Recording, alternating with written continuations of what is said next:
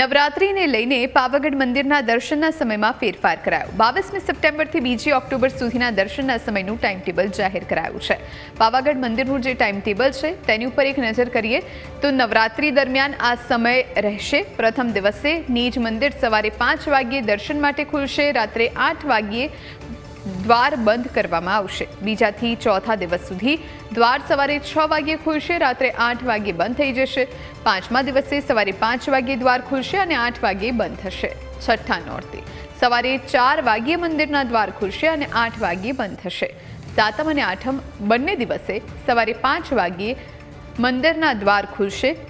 નોમ અને દસમના દિવસે સવારે 6 વાગ્યે મંદિરના દ્વાર ખુલશે અને રાત્રે 8 વાગ્યે આ દ્વાર બંધ થશે। તો પાવાગઢ મંદિરના દર્શનના સમયમાં ફેરફાર કરાયો છે। જે ટાઈમ ટેબલ છે એ નવું જાહેર કરવામાં આવ્યું છે। અલગ અલગ નોરતા પ્રમાણે અલગ અલગ સમયે માતાજીનું મંદિર ખુલશે અને બંધ થશે।